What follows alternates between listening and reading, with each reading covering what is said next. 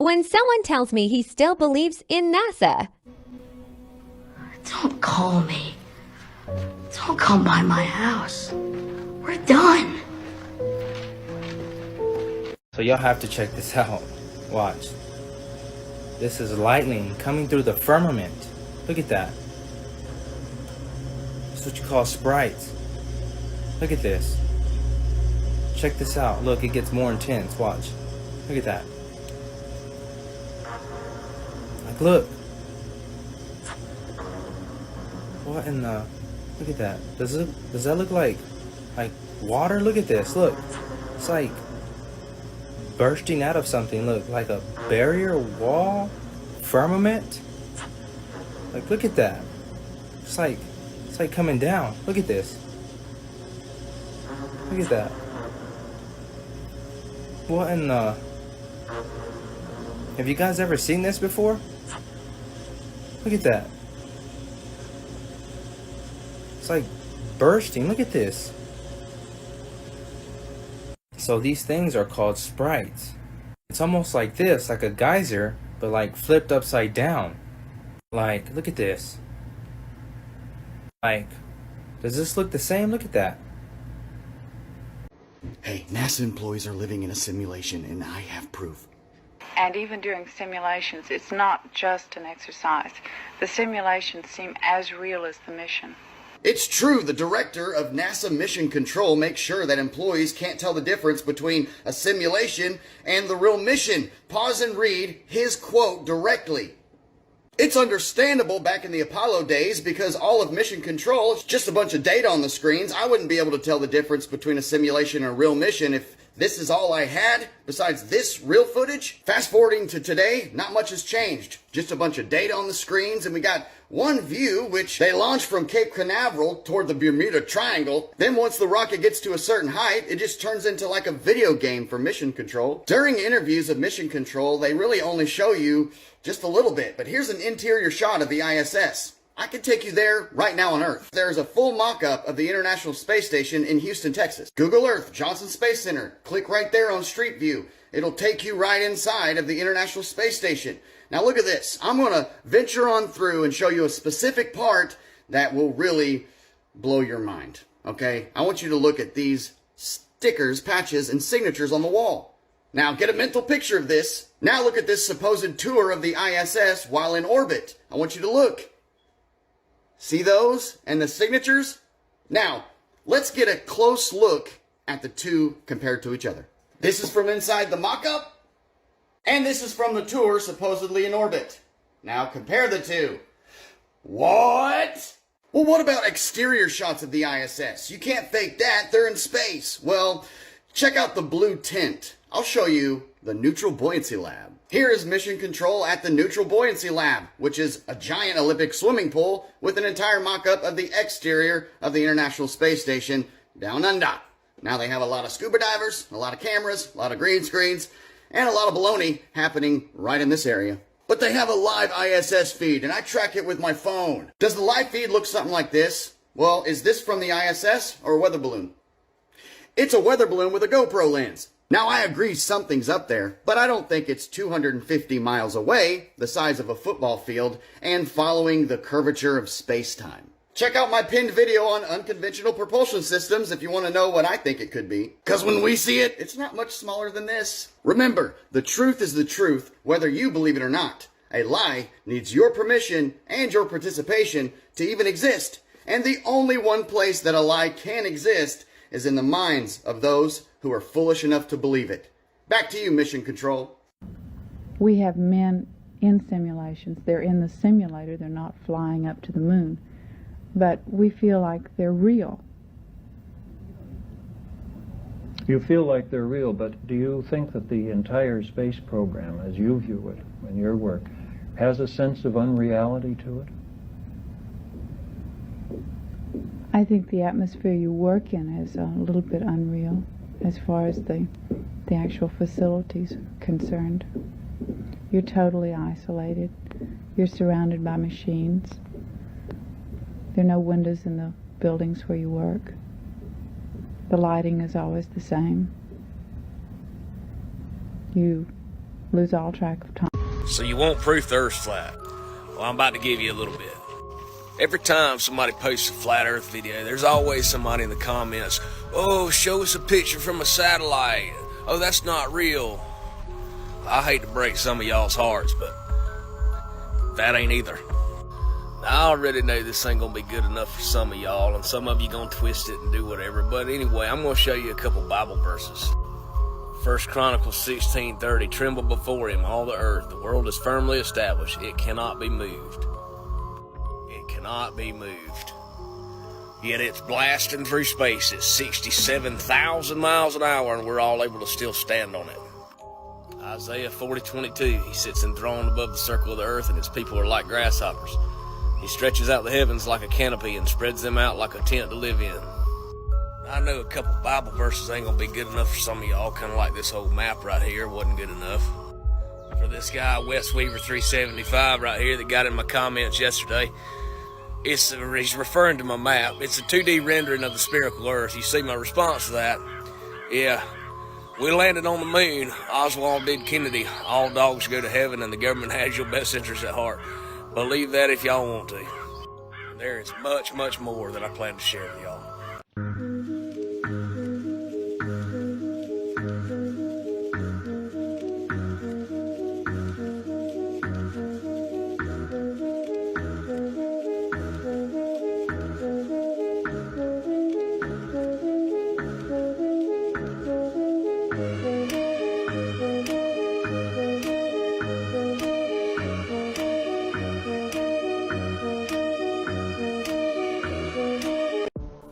If you are ready for irrefutable proof that the entire ocean is flat and level, look no further than the railgun, which uses an electromagnetic pulse to send a 3/4 ounce projectile 17,000 feet per second and can hit a target 100 miles away.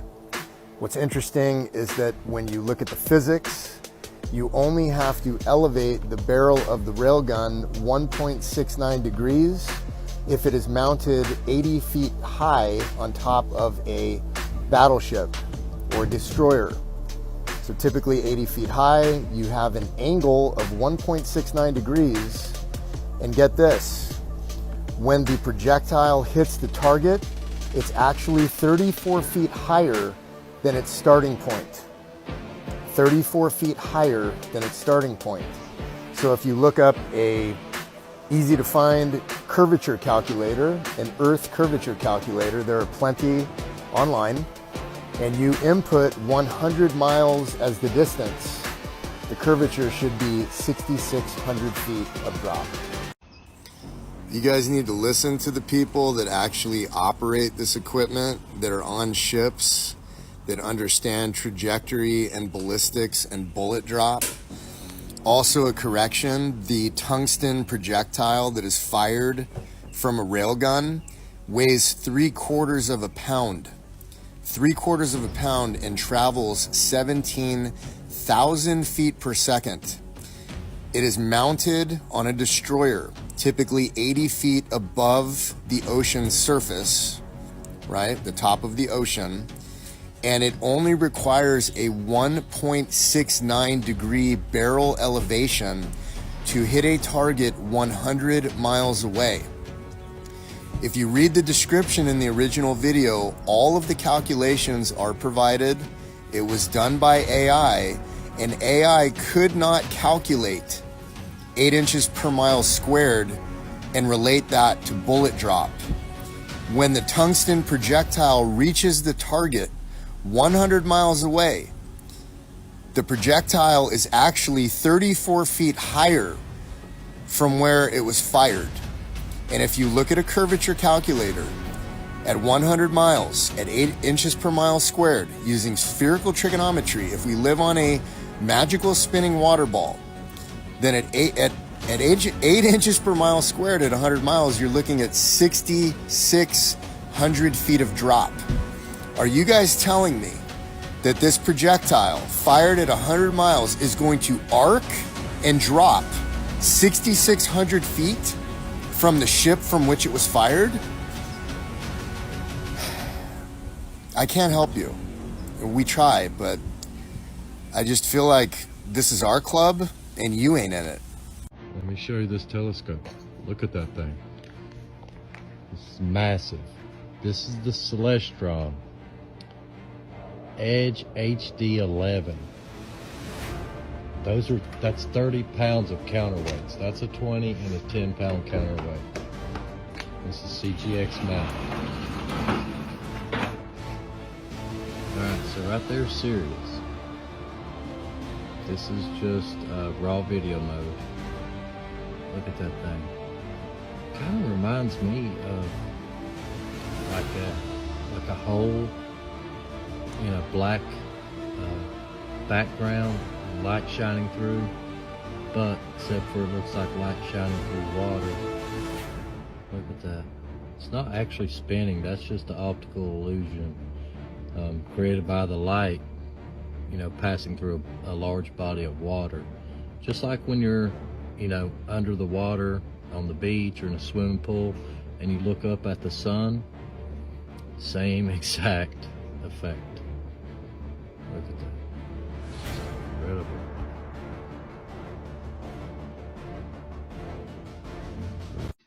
When I was a little kid, I asked my dad, if countries are at war with each other all the time, then how come every 4 years they get together and play games at the Olympics? That doesn't make any sense. Why would they do that? And he didn't have an answer, but it's funny because little kids know, man, it makes no sense. I'm sorry, but if all these countries hate each other and they're all at war with each other, they're not going to put their differences aside every 4 years to play games. That's ridiculous. So, I mean, that's just one more proof of nonsense. Not to mention, you know, the Antarctic Treaty was signed by all the countries in the whole world so that no one can do anything in Antarctica. So they were all able to get together and sign this treaty. Don't you think they would all be able to get together and lie to you? Because I do. I'm at the point now, I don't believe in countries anymore. I believe we have owners because it can pretty much be proven. I mean, BlackRock and Vanguard basically own the whole world. So we have owners, and I don't think we have countries. We have dividers. We have jails that we're all in, that we're not allowed to leave without passports and licenses and certificates and all sorts of stuff. It's a scam. But this is for your entertainment. And I love you all. My Nikon P1000, 93 million miles away. Y'all check this out. Looky there. Huh. Pretty neat how a simple camera can zoom in this far on the sun. What y'all are going to say is, oh, well, it's just so big you could never understand. Dude, 93 million miles away. Hey, that's... Bruh, look at that. I mean, if that's... Okay, so... Anyways, yeah, y'all get the point. Looks really cool, don't it? Check it out.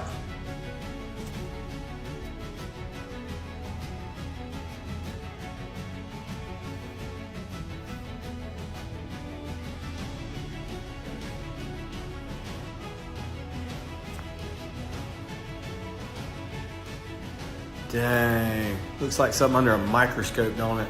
That's that laser Nikon P1000 right there, son. Whoa, whoa. I'm sorry, but these flight paths are making no sense if we live on a supposed globe. So let me try to make this as easy as possible. Let's try going from South Africa to Australia.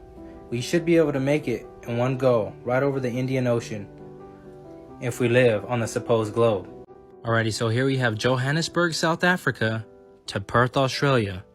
Let's hit search. Alright, let's do one stop.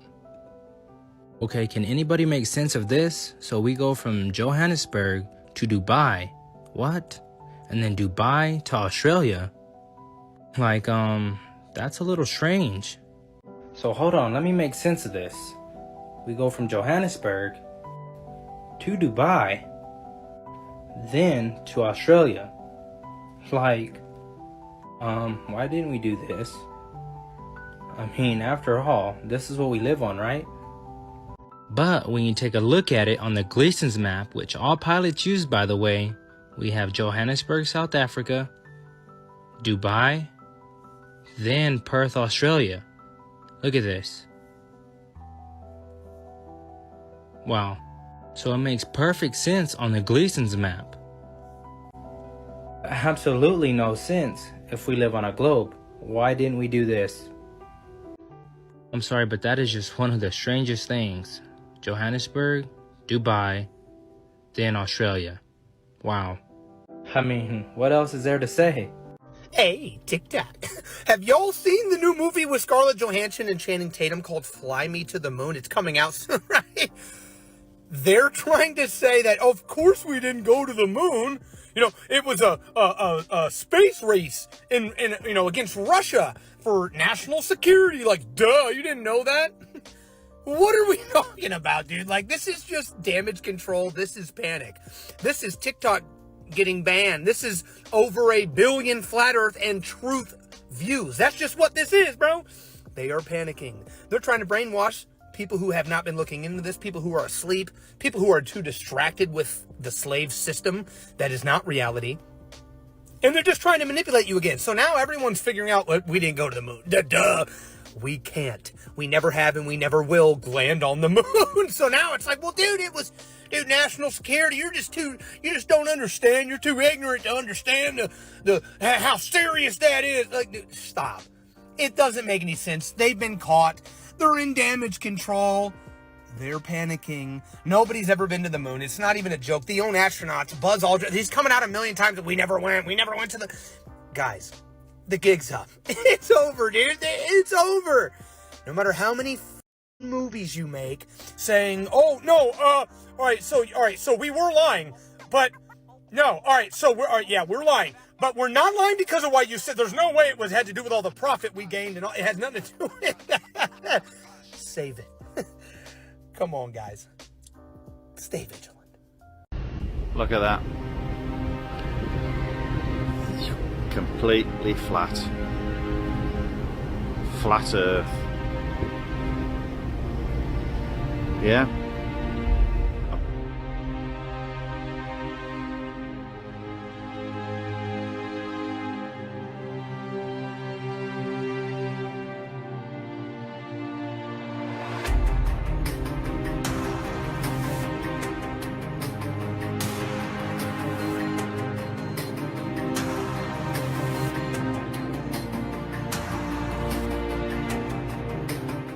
The Flat Earth map dates back over 1,000 years. This map is credited to being created by a Persian astronomer. His name was Al-Biruni and he lived between 973 AD to 1048 AD. It's the official map of the United Nations and also the United States Geological Survey. It used to be present in many places before the creation of NASA and the Antarctic Treaty in 1959. Here you see it with Admiral Byrd. This map has been restored by Dmitry from Russia with suggestions of mine, Idialenkar. Known by my YouTube channel Flat Earth Banjo, I asked Dmitry to include the Bermuda Triangle and Point Nemo, a place deep in the Pacific where NASA buries rockets. Then Robert Tozzi, a professional mapmaker, came along and enhanced the map even more. There are many people now selling this map online, but if you could order it from my online store, I would greatly appreciate it. Visit my online store now and order one of the items. I humbly thank you.